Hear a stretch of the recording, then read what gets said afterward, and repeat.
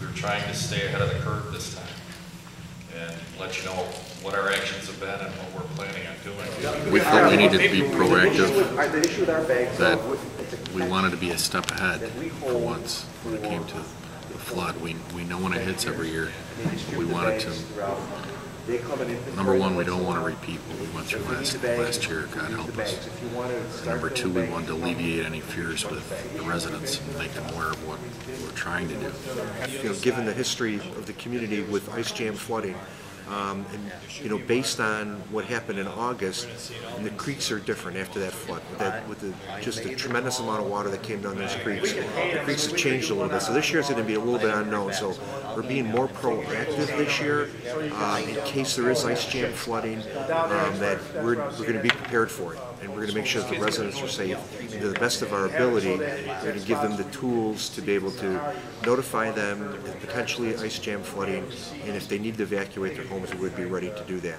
And I just think that we're not quite sure how that's going to react this year in terms of ice jam flooding, if there is any. And the possibility there isn't going to be, but we just want to be ready. The village isn't just standing by waiting for the ice to break.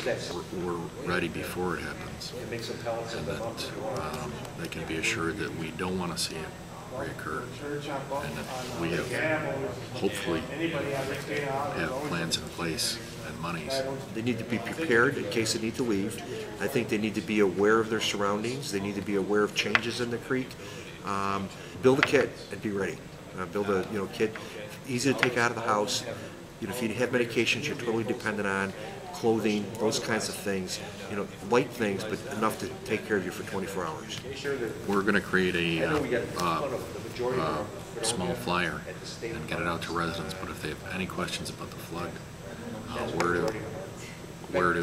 what to do, what to anticipate, just simple news about understanding what the different third tone is for a disaster, other than fire and ambulance.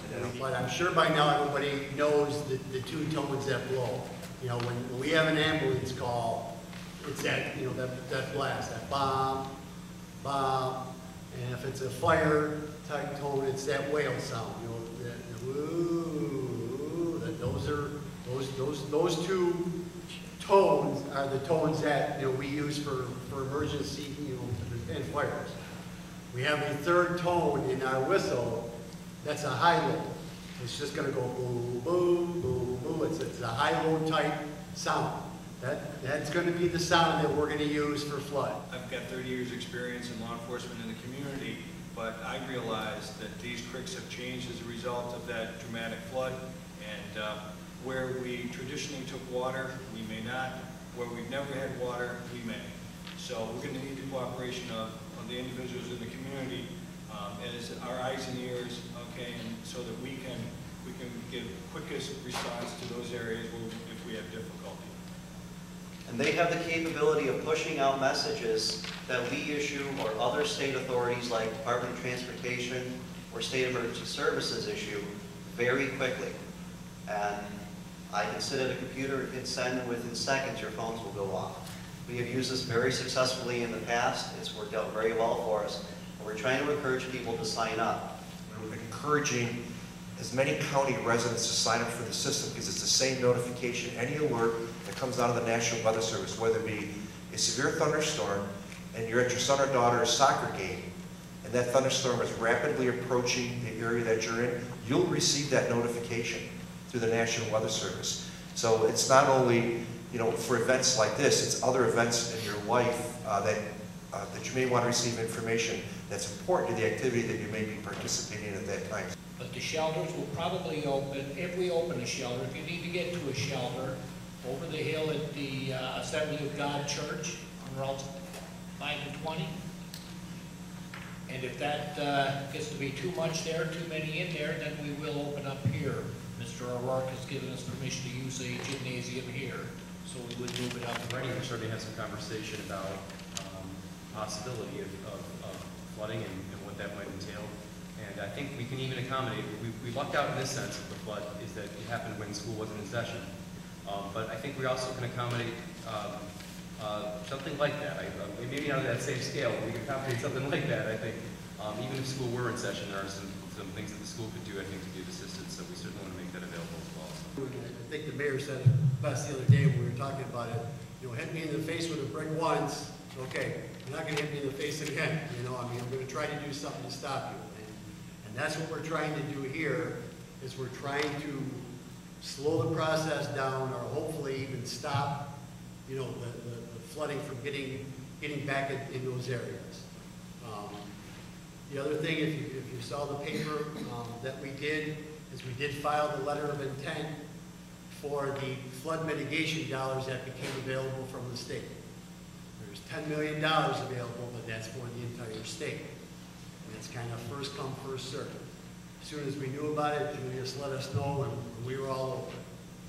And there's monies put in there to put that, you know, riprap on. You know, we want to do both creeks eventually. You know, it's not going to stop the water, but that'll stop the erosion. Where I live, it floods most of the time, but the last time was really bad. And a lot of my neighbors got it in their house. I was lucky I didn't get it in my house, but a lot of the neighbors did. I just want to make sure that doesn't happen again. I feel like at least something's being done. Whereas in the past, everybody knew about it, but it didn't seem like a whole lot was being done. But now it seems like they're actually going to do something about it. So. The fact that they're all on top of it, that there were so many of them here, makes me feel really good, because every faction is represented here. They're right on it more than I thought they were. It's not, nobody's forgotten about it, and I've been very worried about the ice jam flooding, and I'm really glad that they are too. And also that they gave us an emergency plan. They have that more together. That whistle, that's a new thing. That's really important.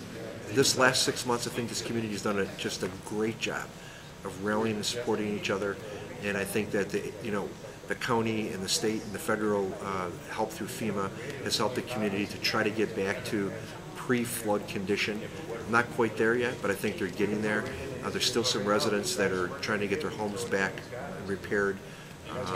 The community itself is really trying to get back on track, and I think one of the things they did very early on, and after a flood of that magnitude and that devastating, this community was able to host their grand event, the Great Festival, and I think that was a great goal for them to achieve, and I really think that put them on a positive path of recovery.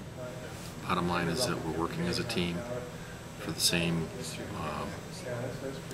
goal, and that Julius has been working with us hand in hand ever since the flood, and continues to, because he wants to see us restored. We need healing, but the biggest thing is that